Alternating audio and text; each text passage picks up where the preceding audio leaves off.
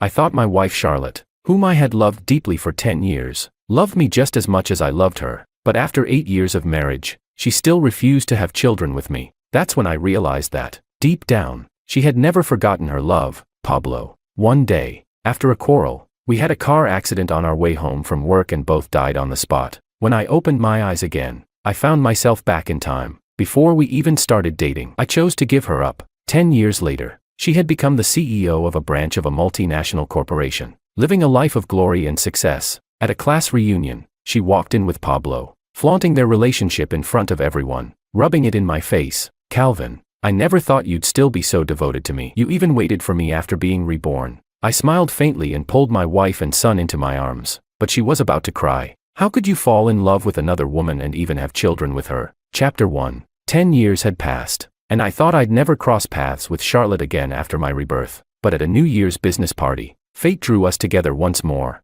At that time, I was the chairman of DS Group, exhausted after inspecting the company's global operations. The event had been personally organized by the president of the A District Business Association, so I couldn't refuse the invitation. I rushed to the venue straight from the airport in the morning, too tired to even tidy up my hair or beard. As soon as I walked in, I saw Charlotte in a wine-red bodycon mermaid dress, arm in arm with Pablo, who was dressed in a white suit, walking proudly through the crowd. A few businessmen surrounded them like moths to a flame, their faces full of envy and admiration. Charlotte has really been doing well these past years. Even though she's just the CEO of one of DS's subsidiaries, she must be making hundreds of millions annually, right? Hey Charlotte, you've done the best among our college classmates. Don't forget about us when you're at the top. Yeah, Charlotte, I heard the bar to become a supplier for your company is pretty high. As old classmates, give me a break and make an exception. Charlotte tightened her grip on Pablo's arm and smiled brightly at the crowd. Of course, we're all old friends, and we're classmates,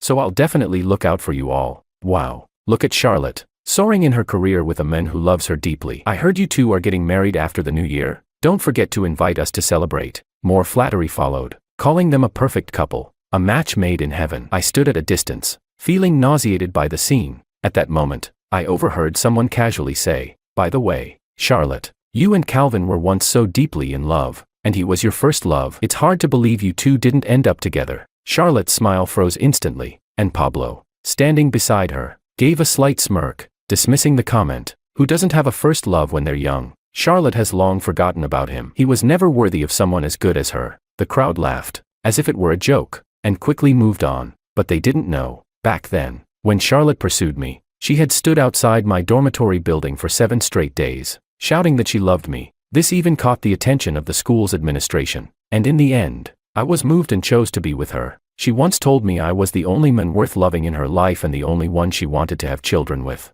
I believed her, and after graduation, we walked into the wedding hall together. It wasn't until later that I realized it had all been a lie. Chapter 2. As I watched Charlotte being fawned over by a group of people, I felt incredibly awkward. Just as I was about to turn and find a quiet corner to sit, someone recognized me. Hey, isn't that Calvin? What a coincidence. I was just talking about you. Long time no see. Where have you been all these years? It was Leo, a college classmate who was great at networking and seemed to have started a successful advertising company. Leo's shout drew everyone's attention, and soon all eyes were on me as they began to scrutinize and gossip. Wow, it's really Calvin. Look at that messy hair and unshaven face. Looks like things haven't been going well for him. What's he wearing? A baggy outfit. He's at such a high-end business party and doesn't even have a suit. Hey, don't be too harsh. We're all doing well, but if Calvin's having a hard time, we should help him out. I couldn't help but laugh bitterly to myself. This was just a casual outfit I'd thrown on during my nap on the plane. My tailored suit was still sitting in my luggage, and I simply didn't have time to change. It was a rush. While everyone continued to whisper and point, I noticed Charlotte watching me through the crowd. I walked over with confidence.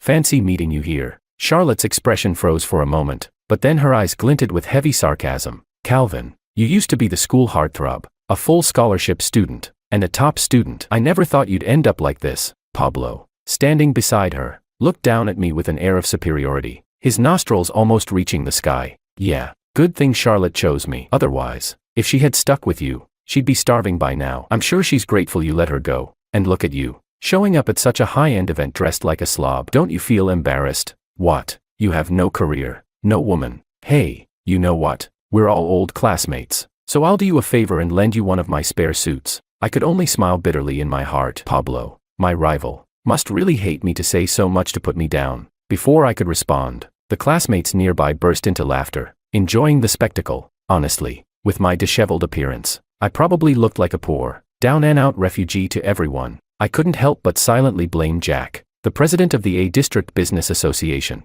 for informing me so late, making me rush to the event without any time to freshen up at the hotel. If it weren't for our long-standing friendship, I would have declined and rested at the hotel instead. Just as I stood there, feeling uncomfortable, one sycophant spoke up with a mocking tone. "Hey, what's going on? Are you rejecting Pablo's suit because it's not good enough for you?" I think it's more like he's afraid of getting Pablo's suit dirty and not being able to pay for it. Haha. Another round of laughter echoed through the room. I realized it wasn't worth trying to talk to these people, so I turned and quietly sat down in a corner. At that moment, Charlotte walked over slowly, casually pulling out a stack of money from her bag. I could tell it was about 10,000 yuan. She placed the money on the table with a look of disdain and smirked at me. "Here, take it. At least go find a hotel and clean yourself up. Buy yourself a suit. I'm just doing this as a favor." Remembering our past, I pushed the money back toward her without a trace of hesitation. "Thanks for your offer, but there's no need. Calvin, don't be like that. I know we didn't end up together, but you can't just give up on yourself because of me." It was then that I realized she thought I had fallen so low because of her. In my previous life, I had sacrificed everything for her, even giving up the chance to develop my career abroad to help her chase her vague entrepreneurial dream. From the start,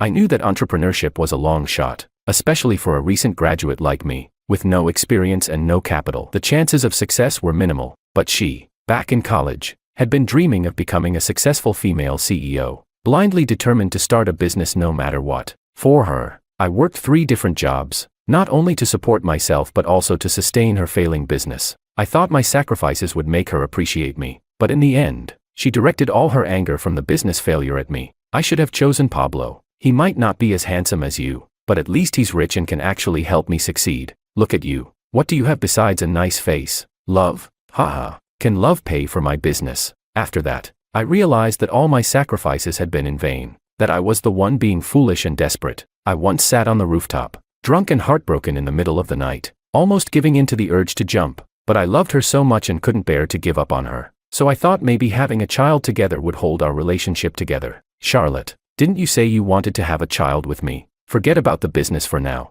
Let's just have a child." But to my surprise, she slapped me across the face and looked at me with disgust. "You can't even take care of me, and you want me to have a child with you? Ask yourself, do you even deserve me?" Even though I came up with several practical plans, like giving up the business and getting stable jobs so we could raise a child together, she rejected them all. She said I was beneath her ambition. After countless arguments, we finally reached the end of the line, dying in a car accident caused by a crash involving an old Volkswagen. In the final moments, as I saw her face mangled from the crash, I felt my last heartbreak. I never imagined that I would be reborn, and I never imagined Charlotte would also be reborn. Lost in thought, I watched Charlotte's expression as she stared at the money I had pushed back toward her, looking incredulous. "Calvin, you've fallen this low, and you still care about your pride? This 10,000 yuan is just the cost of one meal for me. You probably won't even make that much in a few months. I've told you, I don't need it. I have a suit. I just didn't have time to change today, and I'm doing fine. I'm not down and out."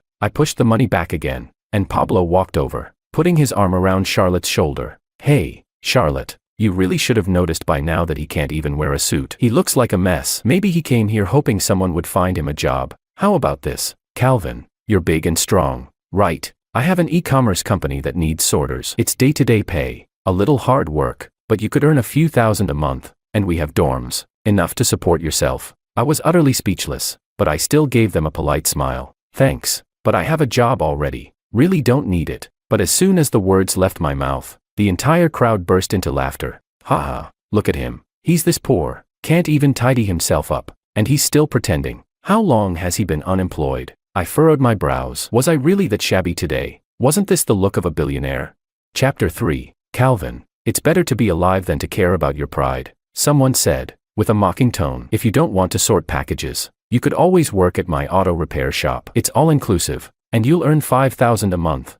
You're so cruel, making him do all this hard work. Or he could come to my house as a butler. Just give me foot massages. 8,000 a month. Ha ha ha.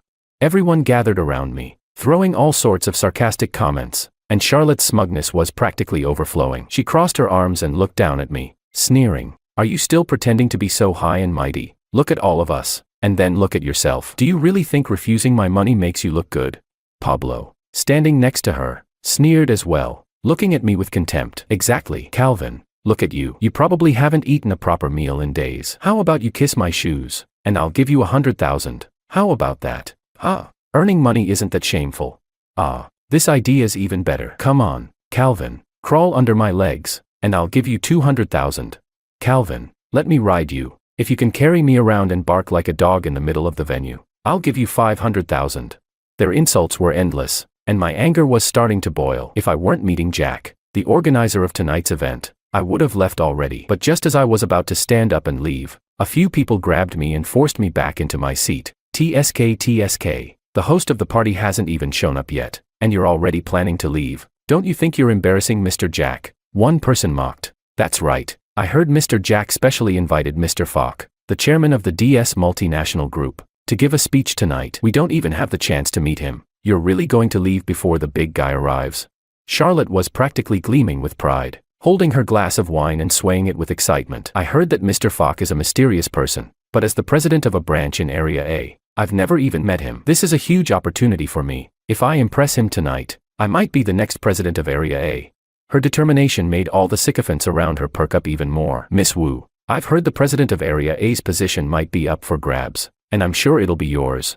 Miss Wu, if you become the president, we'll all be relying on you for support. I heard Mr. Falk is still single. Charlotte, if you catch his eye, your future will be limitless. The crowd's comments got more absurd by the second, and I couldn't take it anymore. I suddenly stood up, my voice cold. Mr. Falk isn't as low as you all think. Move out of my way. Jack is waiting for me. As soon as I said that, everyone burst out laughing. Did you hear that? Calvin just said Jack is waiting for him. Someone mocked. Calvin, you've really lost it, haven't you? Jack isn't just the host of this event. He's also the president of the country's largest micron group. Who do you think you are, claiming that Jack is waiting for you? Just as they were all laughing at me, a voice suddenly rang out from the front. Mr. Falk, I thought you weren't going to make it. It's such a pleasant surprise to see you. As soon as Jack called out my name, everyone froze and stared in disbelief. Jack rushed over to me, clapping me on the shoulder like an old friend, and shook my hand firmly. You've arrived. You've really made this event shine. I've been waiting for you. Please, come up and give the opening speech. Before anyone could react, Jack led me to the stage, not even sparing a glance at Charlotte, Pablo, or the rest of the crowd. The surprised looks on their faces were priceless. Their eager hands dropped, and they just stared at Jack and me, confusion and disbelief written all over their faces. I could hear murmurs behind me. No way. Is Calvin really Mr. Falk, the chairman of DS Group? Calvin, how could he be Mr. Falk? That doesn't make sense. Mr. Falk is a huge figure. There's no way he's the same person as Calvin. Forget it. If Jack is personally welcoming him, there's no mistake. You guys need to figure out how to save face now. I smirked quietly, hearing Charlotte's voice rise in disbelief. No way. This can't be true. Calvin, this loser, is Mr. Falk, my superior. Calm down, honey. This must be some kind of mistake. There's no way Calvin could have reached that level. Ignoring their banter, I walked confidently onto the stage. As soon as I stood there, the crowd erupted into shock. Oh my God, I didn't dare believe it at first, but it really is Mr. Falk. I saw him once back when I was in M country. It's really him, but his appearance is so casual today. I didn't recognize him at first. Hey, you don't get it. Big people like him are always low-key in private. He's probably just here for a vacation.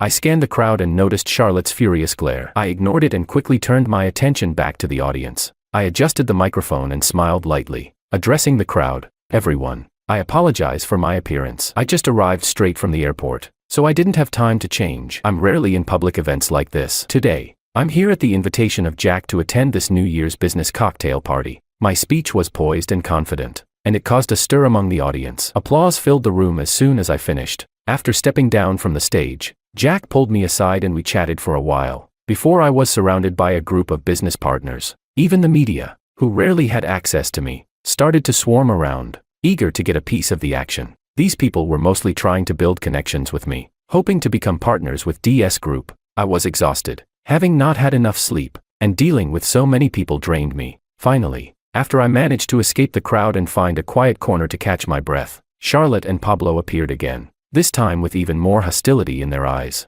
Chapter 4. Charlotte looked me up and down, sneering with a mocking tone. Hey, I really should be looking at you with new eyes. Calvin, who would have thought that you're the Mr. Falk everyone's been talking about, my ultimate boss. I put down my water cup, lifted the corner of my mouth, and looked at Charlotte indifferently before speaking calmly. So, Ms. Wu, the president of a small subsidiary under my A-region division. What brings you here? Planning to apply for a promotion or a raise? Why you? Charlotte stammered, but quickly recovered. Who says I wanted to be the president of A-region? If I had known you were Mr. Falk, I wouldn't even bother being the president of your subsidiary. Her words, which revealed her true thoughts, caught me off guard. I just smiled and looked at her, shrugging slightly. In that case, I might as well tell you. I am considering adjusting the selection for the A-region president, but it won't be you. Don't get your hopes up. And by the way, your subsidiary's performance this year hasn't met the standards, so I've asked the A-region president to reassess you. If you really think DS is beneath you, or if you think you can't stand me anymore, feel free to resign. It'll save me the trouble of reassessing you. Charlotte's face turned from pale to flushed as she bit her lip, unable to speak for a long time. I scoffed inwardly. She wouldn't dare resign. At this small subsidiary, she earns hundreds of millions each year, maybe even tens of millions. The billions she talks about are just for show. The reports don't lie. I've been watching her since she first joined this company. She got lucky and became president. And a few years ago, she brought in a few good suppliers, which helped save costs and increase profits. That was fine. But these last 2 years, she's been getting too full of herself. She signed deals with unreliable connections. And this year, the profits have turned negative. As the president of DS, I always make decisions objectively and rationally. I didn't refuse her back then just because she was my ex, and I won't give her special treatment now for the same reason. I couldn't believe she'd been inflating herself behind my back, even having people insult me like I'm a dog. My words left Charlotte humiliated, while Pablo, standing by her side, became upset. Calvin, don't think you're so great just because you're Mr. Falk. So what if Charlotte's not working at your subsidiary anymore? If she strikes out on her own,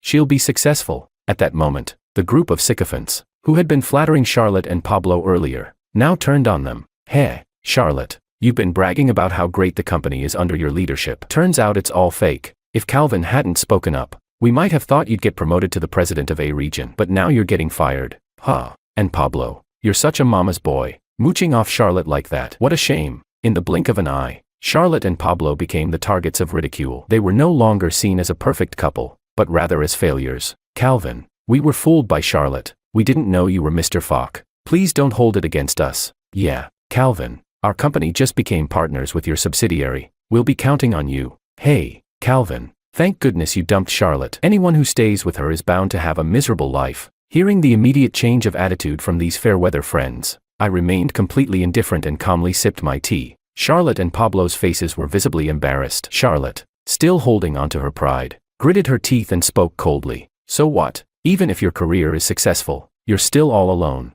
A man with nothing but a lonely life. You can't even keep a woman. Hey, I think you're still hung up on me. If you still love me, just tell me. I'm not against breaking up with Pablo and getting back together with you. Charlotte's words completely stunned me. In her eyes, I was nothing but a failure. Just as I was about to leave, bored by the situation, a sweet, cheerful voice called out from behind me. Daddy. I turned around and saw my wife, Valentina, holding our son David's hand, walking towards me. My face immediately lit up with a sweet smile as I reached out to pull them both into my arms. Hey, my little darlings, what are you doing here? David, his chubby little hand gripping my neck, spoke in his babyish voice. Mom said we're here to give you a surprise, so we came to keep you company. I looked at Valentina and kissed her gently on the forehead. Thank you, and thank you to David for this surprise. I love it. I'll say goodbye to Jack, go back to the hotel to freshen up and change clothes. Then we can go out and tour the capital. Valentina and I have been living in M country for years, and David's studying there too. Since it's the winter break, it's only me, the workaholic, still running around on business trips. They managed to come from M country to spend the new year with me in the capital, and I'm really grateful for that.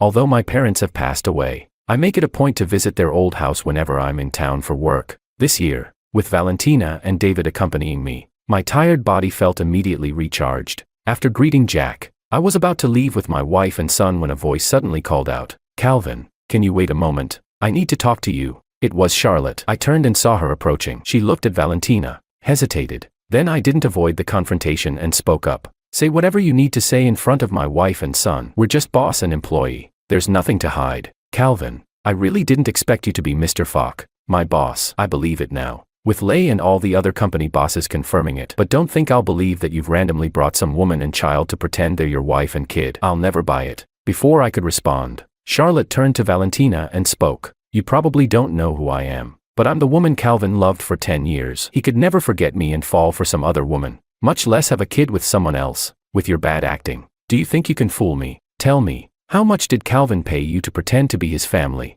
I'll double it." As she spoke, Charlotte pulled out a checkbook from her bag and handed Valentina a pen, leaving both my wife and son stunned. Chapter 5. My son stared at Charlotte with wide eyes, pointing at her with his little finger, and loudly called out to me, "Dad, is this woman crazy? Why is she saying that Mommy and I are pretending?"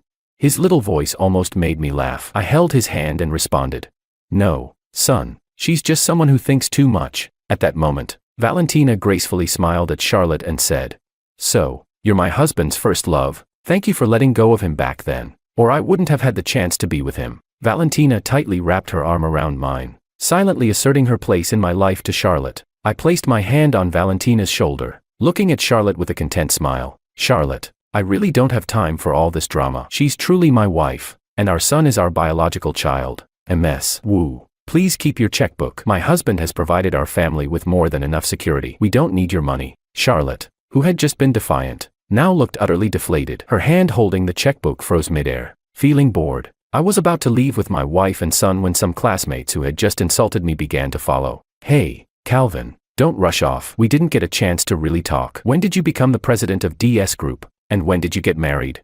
"Yeah, Calvin, it's been years since we've seen each other, and you pop up with such a big surprise. Let's go grab a meal and catch up." "Oh, this must be your wife and your son." "Huh, Calvin, you really hit the jackpot, career and love, all at once." The people who had been mocking me now started flattering me, and it made me sick. Just as I was looking for an excuse to leave, a cool voice came from behind. "Ha, pathetic. Ha, not long ago, you were saying Calvin was unemployed and washed up, and now you're all sucking up to him." I turned to see Jessica, the one person who had not joined in the mockery earlier. Jessica was the girl from college who had secretly had feelings for me. I didn't realize it back then because I was so focused on Charlotte, and it wasn't until the night before graduation that she told me. The next day, we went our separate ways and lost contact. Jessica's words made everyone lower their heads in embarrassment. She then turned to Charlotte and scoffed, "And you, running your mouth and insulting Calvin earlier. Now that you see he's successful and has a wife and child, you still come crawling after him. How embarrassing." Charlotte's face turned pale, her anger building. She sneered, "What does it matter to you?" After so many years, I saw Jessica again, and she looked even more beautiful and alluring than before. But I already had a loving wife and a son now. There was no longer any fate between Jessica and me. "Jessica, it's been a long time. How have you been?" Not bad, Calvin. I'm actually in M country too. Didn't know." "Huh. I started my own business in the restaurant industry, and now my chain, Little Bear Fast Food, is the largest in M country. But compared to your success, I really can't compare." I exchanged WeChat with Jessica and agreed to talk about a potential business collaboration when I get back to M country. She was the first old classmate I actively asked for contact details from at the party, which caused quite a stir among the crowd, as a few people crowded around asking for my business card and contact info. I made my excuses and led Valentina and our son out. My assistant had already arranged for a car to pick us up at the venue, so we headed for the parking lot. Just as I opened the car door and was about to settle Valentina and our son inside, Charlotte chased after us with a cold look. "Calvin, wait." I impatiently helped Valentina and our son into the car, then turned to look at Charlotte. "What do you want now?" Charlotte's eyes burned with resentment as she bit her lip and spat out, "You always said you loved me, that you only wanted to have children with me. But why, behind my back, did you marry another woman and have a child with her?" Her sudden outburst left me dumbfounded. I stared at her in disbelief. "Charlotte, are you out of your mind? Isn't it you who left me for Pablo? I've found a woman I truly love, and I have a son now. Why would I have children with you?" Valentina met me when I was at my lowest in M country, helped me stand up again, and has been by my side for 10 years. Why shouldn't I marry her and have children with her? And you, MS. Woo, what right do you have to speak here? Valentina did for me what I once did for Charlotte. She helped me through the toughest times, even working 3 jobs while I struggled. When my company started to succeed, she was always there. The difference was, I didn't end up with Charlotte, but Valentina stayed by my side all this time. Charlotte suddenly looked away, and 2 tears fell down her face, but I had no choice back then. "Calvin, in this world, you're the one I truly love. As for Pablo, he's just a keptman, nothing more. Now I know I made a mistake. Please, let's get back together. I want to have a child with you and live happily ever after." I was stunned by her words. This was really shameless. My wife and son were waiting in the car, watching from the front. And even if she wanted to, I didn't. I couldn't even consider getting back with someone who had so little respect for me. I stared at her with disbelief, then pushed her away. Charlotte, I know you've been reborn, but in both lives, we never ended up together. That shows we have no fate. Please stop trying to hold on to something that's not meant to be. I won't leave my wife and son. Don't bother me again. With that, I got into the car and slammed the door shut. From behind, I heard Charlotte's heart-wrenching cry. No, Calvin, don't abandon me. I still love you. Woo-woo, driver, start the car now. As I saw Charlotte crying and chasing after the car in the rearview mirror, I felt nothing but indifference. In fact, I was starting to feel annoyed. Chapter 6. When we returned to the hotel I had booked in advance, the first thing I did was take a shower, style my hair, and shave. As I stood before Valentina and our son, dressed in a tailored suit and feeling refreshed, both of them immediately smiled. Our son ran over and jumped into my arms, gently touching my smooth-shaven chin, and said sweetly, "Wow, Daddy, you're so handsome. You should be careful. That crazy aunt might come after you again." I couldn't help but laugh, realizing that in my son's eyes, Charlotte really did seem like a crazy person. Since settling in M country, I've rarely come back here, except for the occasional business trip to the capital. The only thing here I felt any attachment to was the small courtyard in the South City where my parents once lived. It was the first time I brought Valentina and our son to visit it. The little yard hadn't changed much, with the old coal stove my parents used still in the house, along with some other old items. Seeing these familiar things made me nostalgic, and I shared many stories from my childhood with Valentina and our son. Over the next few days, I took Valentina and our son around many historical sites, giving them a true taste of the capital's cultural heritage. Both of them had a great time. During these days, Charlotte didn't contact me, and I thought I had finally shaken her off, feeling a sense of relief. However, just as I was preparing to return to M country with Valentina and our son, I received a call from an unknown number. I instinctively picked up the phone, and Charlotte's voice came through. I responded impatiently. "What do you want now?" I'm sorry to bother you again. I finally managed to get your domestic number. Calvin, I've been diagnosed with an incurable disease, and I don't have much time left. I just wanted, if you're still in the country, could I see you one last time? Her voice was weak and trembling, causing a sharp pang in my heart. I no longer loved her, but since we had once been lovers in 2 lifetimes, I still felt some compassion for her if she was really dying. Okay.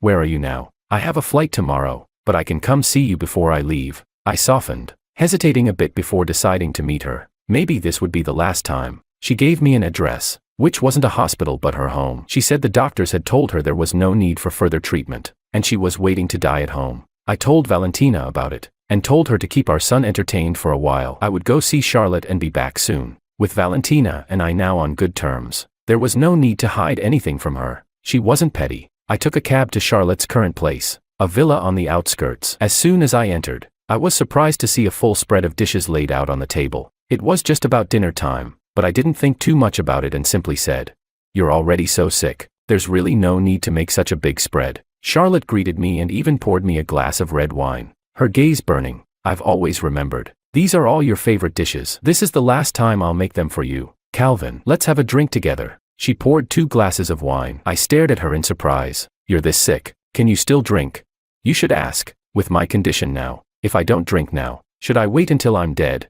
Suddenly, I sensed something off in her expression. This so-called final meeting felt a little strange. Looking closer at the glass of wine, it seemed like there was something unsettled at the bottom. My alertness kicked in. "Can you serve me a bowl of rice? Let me eat something first." Charlotte hesitated but didn't refuse. She quickly turned to get me some rice. Taking this opportunity, I switched our wine glasses, then pretended to eat a few bites of food before drinking the wine in one go. Charlotte followed suit, drinking her wine quickly. Within 10 minutes, her face turned crimson, her body grew hot, and she began to moan and strip off her clothes.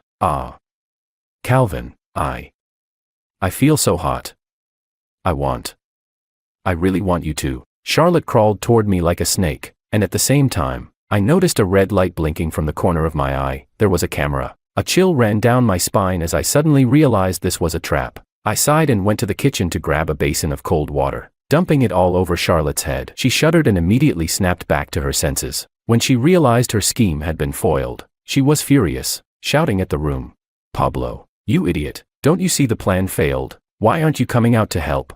I was genuinely surprised that Pablo was here. He immediately rushed out, swinging a baseball bat to strike me. I grabbed the bat with one hand and kicked him away. At that moment, The assistants who had been waiting outside rushed in, and together we subdued Charlotte and Pablo, driving them out. The assistant wanted to call the police, but since we were leaving for M country the next day, I couldn't be bothered to deal with it. I did feel a bit sorry for Charlotte, who had ended up like this, but that was all. That night, I informed the HR department and directly fired Charlotte. The next day, I left for M country with Valentina and our son, diving straight into my busy work. 3 months later, I saw a news story on a local news app. It was about Charlotte. She had been diagnosed with brain cancer, and it was already in the late stages, with little time left. Maybe this was her just deserts. And as for Pablo, when he found out she had cancer, he didn't stay to support her. Instead, he took all her money and ran. But none of that mattered to me anymore. In this life, I had a brand new life to live.